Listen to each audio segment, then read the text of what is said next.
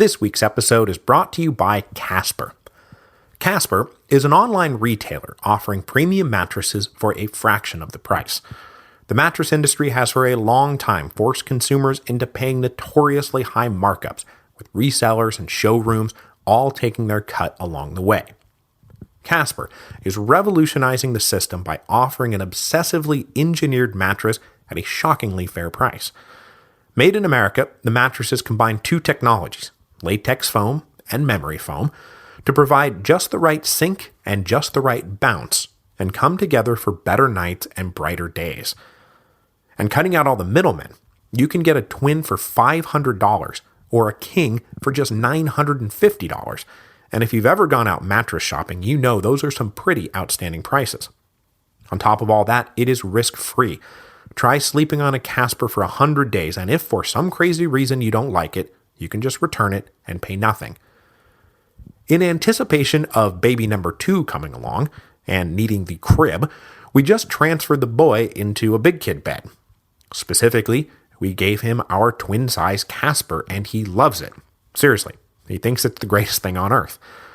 So if you want a better mattress and you want to pay a fair price, go to casper.com/revolutions and use the promo code REVOLUTIONS. That gets you $50 off any mattress you want. Terms and conditions apply. That again, casper.com/revolutions with the promo code REVOLUTIONS.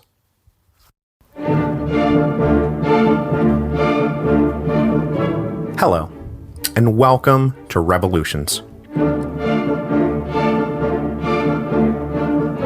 Episode 3.41, Bread and the Constitution of 1793. As the spring of 1795 approached, the French Revolution headed towards yet another major crisis. The winter had been unimaginably brutal. Food and fuel were both in fatally short supply, the domestic economy was about to collapse, and in Paris, the people were frozen and starving and getting mighty restless. The increasingly conservative Thermidorian convention had given the Muscadin youth a free hand to keep the sans-culottes from effectively organizing themselves, but by March 1795, things had gotten so bad in the poor eastern sections of Paris that they were starting to push back strongly against Thermidorian repression. This would all explode in April and May 1795 with a series of insurrections that will either mark the beginning of a new populist era or be the last hurrah of the sans-culottes as a major political force. Spoiler alert, it's going to be the latter. The problem for what remained of the left, the sans-culottes and their ex-Jacobin allies, was that they now lacked both organizational infrastructure to get their forces moving in the same direction and top-notch leaders to, lead those forces. The systematic dismantling of the sectional assemblies, the suppression of the popular societies, the subjugation of the Paris Commune's General Assembly meant that there just wasn't any place for the leftists to organize and coordinate and scheme. And even if they did manage to hunker down and plot without getting their heads bashed in by the Muscadin, the leaders of the left were a pale shadow of the old giants. There was no Danton among them, nor any charismatic enragé like Jacques Roux or Jean Varlet. The presses were not pumping out the stirring propaganda of a Marat or a Hébert or even a Desmoulins. The cream of the populist leadership had all been killed. All that was left were second-tier agitators. Passionate? Yes. Angry? You betcha. But none of them were equal to the task at hand. The only thing they really had going for them was that the poor Parisians were starving to death and freezing to death, and desperation is a powerful motivator. On the other side of this political divide was the Thermidorian Convention, which was in the process of turning itself into an even more conservative body. Previous Paris insurrections had always been aided and abetted from the inside by delegates of the national government. For example, inside the Legislative Assembly when the Insurrection of August the 10th was launched, and then the National Convention during, say, the Purge of the Girondins. As we'll see over the course of today's episode, there was a concerted effort to deny the streets their inside men. First, the convention started to push out the terrorist wing of the Thermidorian reaction, that is, the guys who had helped overthrow Robespierre because they were too extreme for the Incorruptible's virtuous tastes. But then second, the convention started to rehabilitate and readmit to its ranks delegates who had been purged at various points over 1793 and 1794 for being too moderate. This process got started in September 1794 when the convention made two moves. First, they invited the 75 to retake their seats. Who were the 75? Well, I mentioned them briefly in episode 3.29. They were the delegates of the convention who had signed a petition protesting the purge of the Girondins, not because they themselves were Girondin, but because they were offended in principle that the streets of Paris had just coerced the convention into arresting their own members. For this, they too had been purged from the convention, though they were simply barred from taking their seats rather than being actually arrested. And not to get off on a tangent, but lending further credence to the idea that Robespierre didn't really start to go bonkers until sometime in early 1794. When the Corps Girondins had been slated for execution in October 1793, more hardcore extremists wanted to round up and send the 75 to the guillotine along with them, but Robespierre had personally stepped in to save all their lives. I mean, he really was pretty reasonable right up until about February 1794. Anyway, this recall of the 75 was then matched on the other side of the ledger by an order to investigate the conduct of the Four. Who were the Four?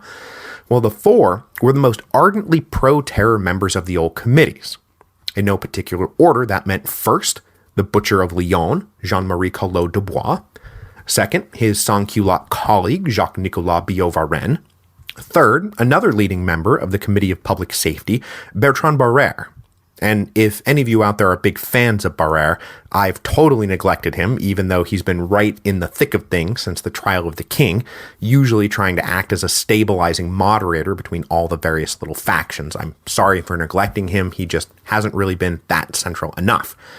Then fourth was Marc-Guillaume Alexis Vadier, who had been one of the main leaders of the Committee of General Security. Allied with Hébert and the Ultras, Vadier had helped orchestrate the trial and execution of Danton and the old Cordelier gang, and then been the one running the investigation of that religious nut, Catherine Théot, in an attempt to embarrass Robespierre. Each of the four had played a central role in the Thermidorian conspiracy to overthrow Robespierre, but they were also all hardcore left-wing terrorists, so it was time for them to go.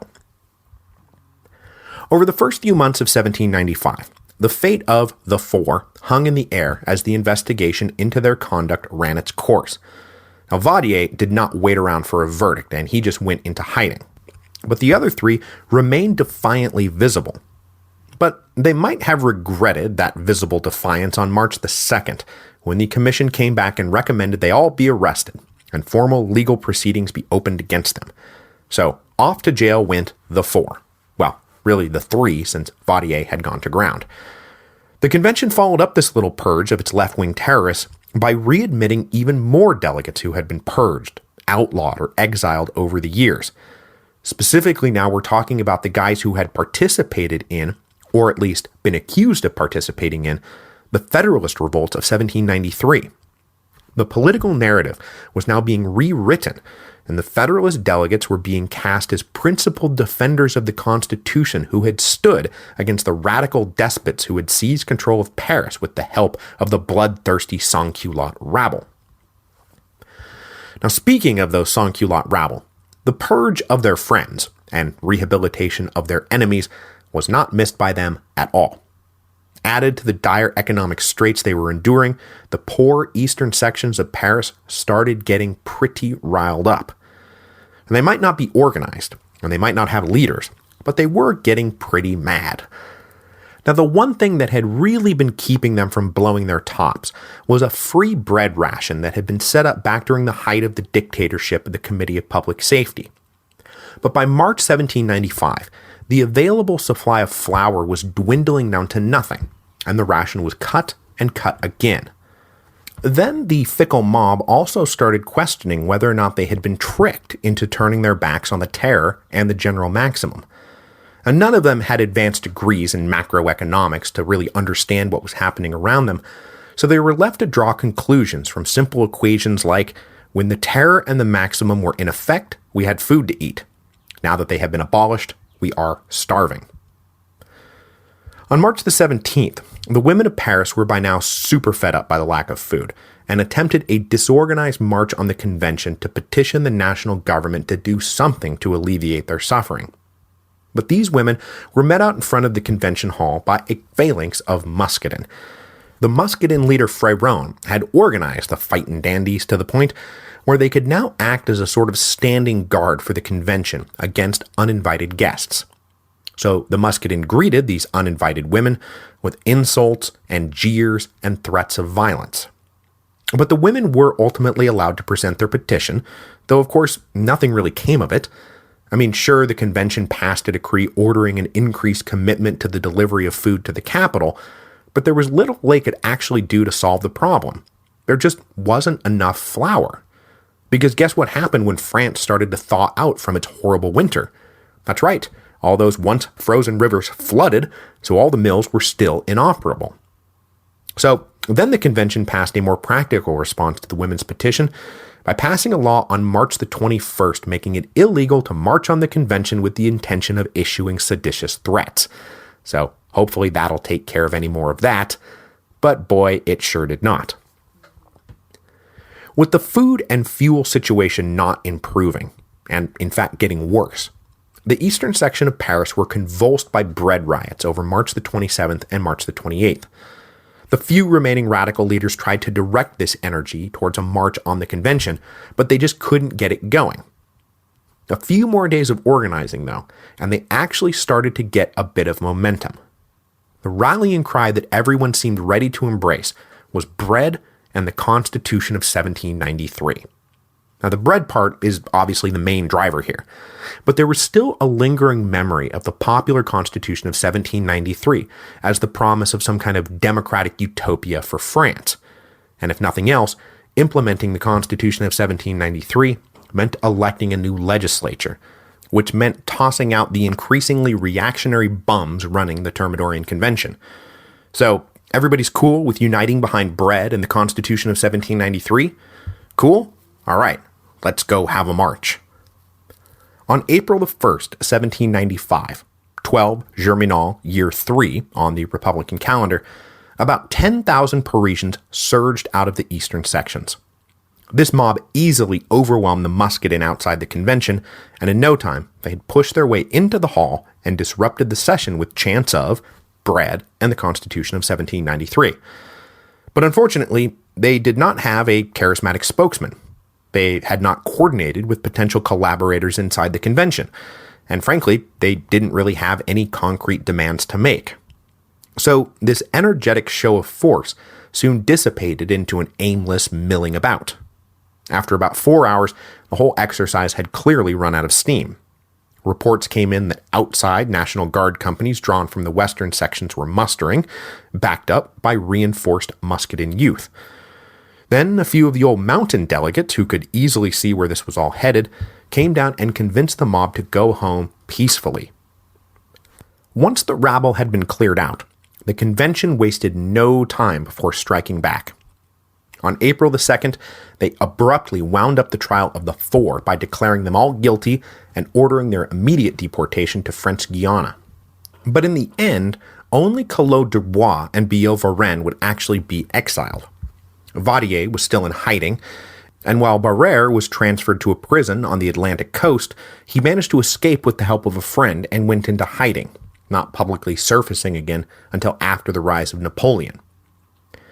Now, though deportation to Guiana was commonly referred to as the dry guillotine, because it was considered a death sentence, Billaud-Varenne managed to live through the ordeal, eventually emigrating to New York in 1816 before finally settling in Haiti, where he died in 1819. His friend and colleague Collot d'Herbois, however, was not so fortunate. The Butcher of Lyon died of yellow fever in 1796.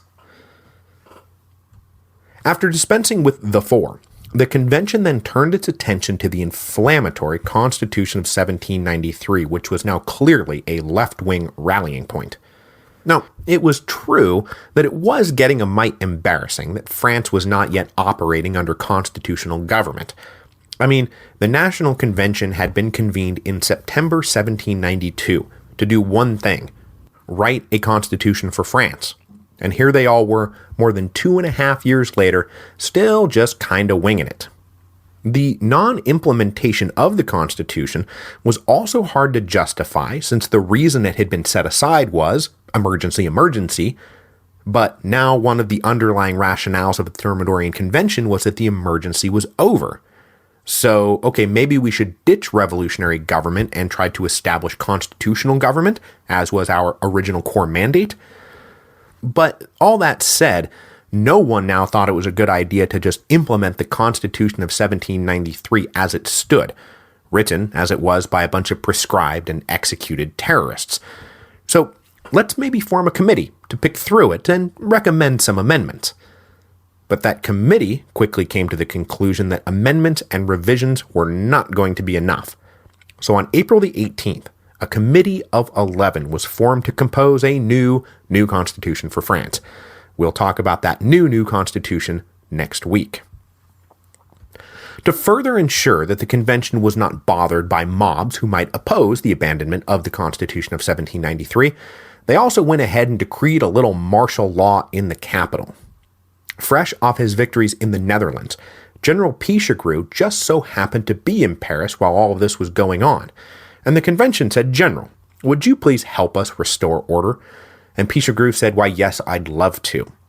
And it is true that he went about this job with relish, as we will see in the episodes to come, despite the fact that Pichegru was the son of a peasant who had only risen as high as he had thanks to the revolution in general, and Saint-Just in particular, who promoted him.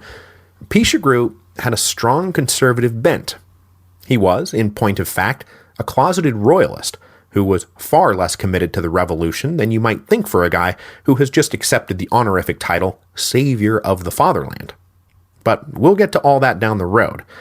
For today, we need only focus on the fact that Pichegru was only too happy to go lay down the law on the rabble.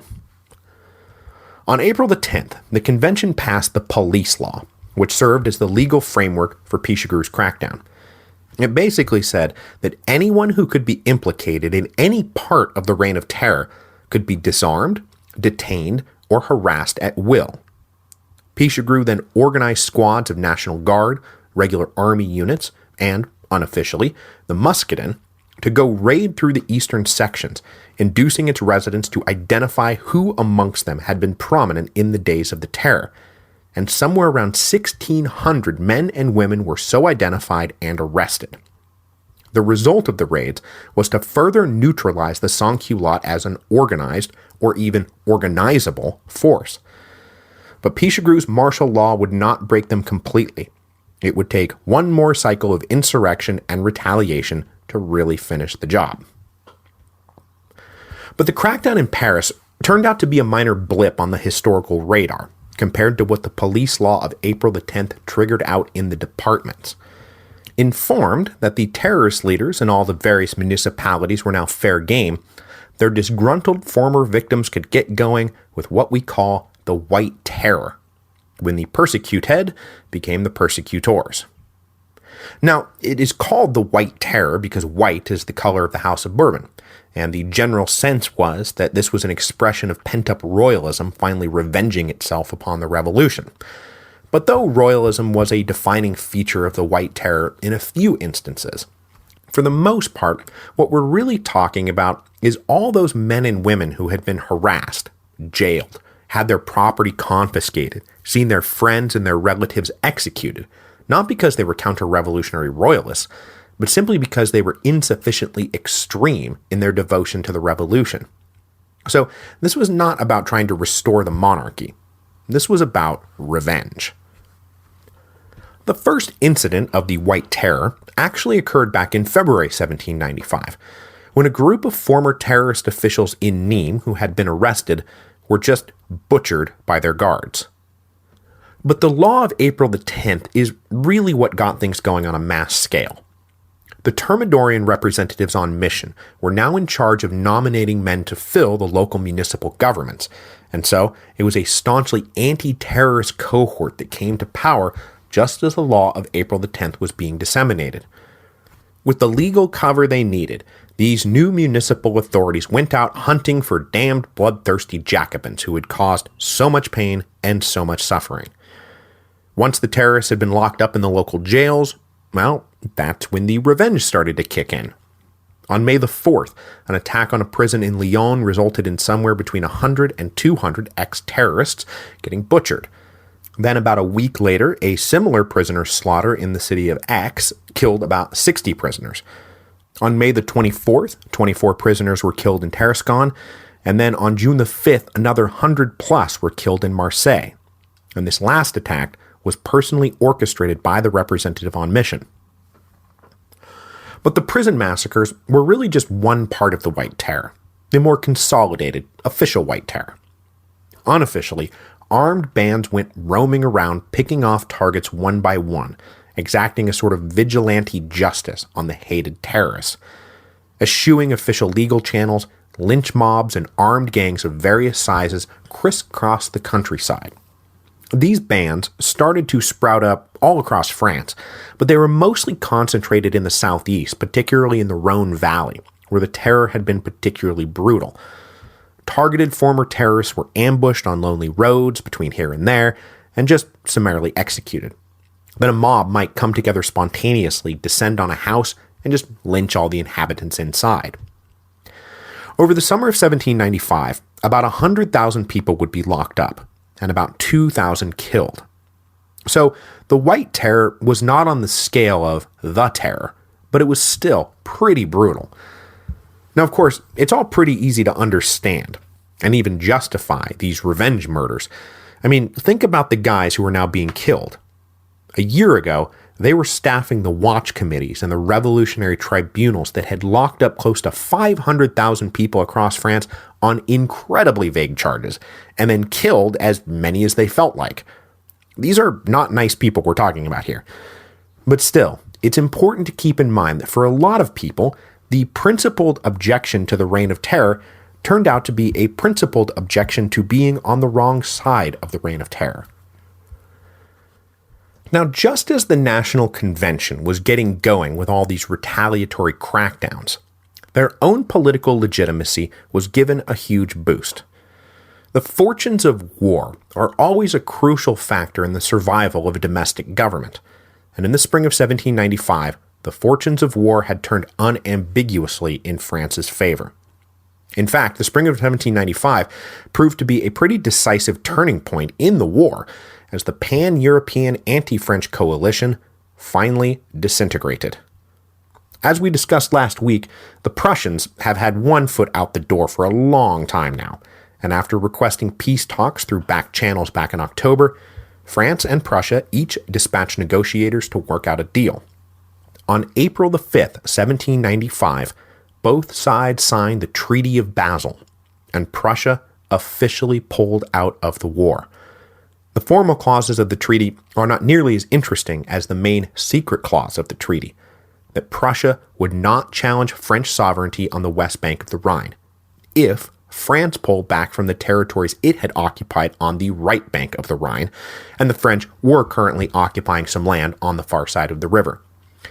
With the deal struck, and the Rhine now acting as a strong and rational border for France, the Prussians would spend the next decade not getting involved in any further wars against the French. It would not be until 1806 that they would finally join up again in what was by then the fourth anti-French coalition, because, Napoleon. The withdrawal of Prussia was a huge blow to the Allied cause, and basically guaranteed that the British would not be getting back the Netherlands anytime soon, which the Prussians had just said in that secret clause is French territory and we're cool with that. Cementing their hegemony over the Netherlands, France and the new Batavian Republic signed the Treaty of The Hague on May 16, 1795. The Dutch pledged their navy in support of the French cause, agreed not to make any claims on the Dutch-speaking citizens of what used to be the Austrian Netherlands, but which was about to be annexed into France. They also agreed, in another secret clause, to allow the French to maintain a 25,000-man occupying garrison. Did I ever talk about how the early revolutionaries hated these kinds of secret clauses and denounced them as the tools of despotic princes used to sell out their own people? I didn't? Well, no matter. No one clearly cares about that stuff anymore. And just to round this out, the French also then signed a treaty with the Spanish in mid-July. Now, the Spanish front had never been a critical front of the war, but it had required the French to deploy men and resources to cover the Pyrenees. Now, for Spain's part, the treaty was completely understandable. Their armies were proving no match for the French, so they got out of the war while the getting was good. So, back in the spring of 1793, France was surrounded by enemies on all sides and stretched almost fatally thin. But by the summer of 1795, those enemies were dropping out of the war one by one, and France was able to concentrate all of her now considerable military resources on just the Austrians and the British. The tide had certainly turned. Now, had the war not been going so well, it is likely that the convention would have been far more vulnerable to a popular insurrection. But luckily for them, they didn't have to worry about historical counterfactuals, and so when the Insurrection of Prairial came along, they were in a great position to smack it down, and hard. The Insurrection of Prairial, Year 3, that is, May the 20th, 1795, was a sequel to the failed Insurrection of Germinal. The martial law crackdowns had hit the eastern sections hard, but the economic situation in the capital remained dire. Though the winter weather had turned and no one was freezing to death anymore, food supplies in Paris continued to be tragically limited. So after General Pichegru returned to the front, some of the sections began to defiantly hold public assemblies again, and the talk at those assemblies was mostly about doing a better job the next time they rose up against those bastards running the convention. Bread and the Constitution of 1793 would once again serve as the primary rallying cry, but this time they planned to be better armed, bring more men to the party, and have concrete demands that they would force the convention to pass. Once all the planning was done, an anonymous circular made the rounds on May the 19th called "The People's Insurrection to Obtain Bread and Recover Our Rights." It called on the people of Paris to assemble the next day to, obtain bread and recover their rights. The next morning, May the 20th, 1795, the tocsin bells began to ring just like in the old days, and mobs started gathering. Now, there was a lot of evidence, though, that most of the men were not necessarily super stoked to be going out as shock troops for yet another insurrection, and that it was actually the women who went around to all the workshops yelling at the men to drop their tools and get out there and save their families. So, once everyone had gathered in strength, they marched together on the convention, reaching the hall at about 2 in the afternoon. An initial wave of insurrectionaries pushed their way into the convention, but they were beaten back by armed guards. The mob was then stiffly reinforced by companies of National Guard drawn from the eastern sections. These trained and armed National Guardsmen helped the mob push its way back into the convention. And then things got a little ugly. A Thermidorian deputy tried to stand in their way, but for his trouble, he was shot dead where he stood. The mob then cut off the guy's head and mounted it on a pike, so when they finally all came bursting into the hall, a severed head was the first thing the delegates inside saw. Now, once inside, the mob leaders identified the last remaining mountain delegates and demanded that they introduce the list of insurrectionary demands. And what were those demands? A plan to deliver food to the starving capital, a plan to activate the Constitution of 1793 and hold the requisite elections for a new legislature, then the release of all those imprisoned in the recent crackdowns, and the return of an independent Paris Commune General Assembly. Either from fear or because they were genuinely swept up in the moment, a few of the mountain delegates stepped forward to introduce these measures, to their own undoing, as it would ultimately turn out. With the convention occupied by the insurrectionary sans-culottes, a counterforce started gathering outside the hall, one that was loyal to, or at least controlled by, the convention. Finally, around midnight, this force started to push their way into the hall to evict the insurrectionaries. Amazingly, no shots appear to have been fired as the mob was successfully pushed out. But this was not going to be the end of it. Overnight, and then towards dawn, the insurrectionaries regrouped for a second attempt, and this time, their allied National Guard units rolled out the artillery. By mid-afternoon on May the 21st, 20,000 angry men and women surrounded the convention with artillery in place. But they were not the only force out there under arms that day. A mix of National Guard drawn from the western sections, and musket and street fighters, and regular army soldiers, added up to nearly 40,000 men, double what the insurrectionaries had mustered. The combined 60,000 people now staring each other down outside the convention was the single largest mass confrontation in Paris during the whole course of the French Revolution. But while the ensuing standoff was tense, neither side appears to have wanted to make the first move. As had been the case going back to the beginning of the revolution, all those regular army troops were really just sans-culottes in uniform, and they were every bit as hungry as the starving wretches currently on the other side of the lines, so they weren't eager to start firing. And indeed, a company of gunners actually defected over to the insurrectionaries. But as for those insurrectionaries, they were shifting their feet nervously as they sized up the defenders of the convention, who outnumbered them 2-1 and were way better armed. It had to have been clear to most of them that they were not going to win if it came down to actual fighting, and continued dedication to the insurrection was liable to get them all killed. So both sides breathed a huge sigh of relief when some convention delegates came out and said, "Hey, if you have a petition, we'll be happy to hear it." So a group of petitioners were allowed in to say their piece and make their demands, which they did. Bread and the Constitution of 1793, thank you. When the petitioners emerged, the explosive situation was diffused. The insurrectionary mob dispersed, and the defenders of the convention stood down. Amazingly, the whole thing had come off with almost no bloodshed to speak of, aside from that guy who had gotten his head jammed on top of a pike. But of course, the convention was not just going to let this latest insurrection disappear quietly back into the eastern sections from whence it had come, where it could simply lie dormant. The very next day, they launched a punitive attack on everyone. The convention ordered its forces to surround the rebellious sections, and were then met with hastily erected barricades. The regular troops and National Guard units waited for instructions, but the musketmen pushed their way past the barricades and tried to beat the rabble into submission. But, not being backed up by the official troops, they had to retreat back across the barricades.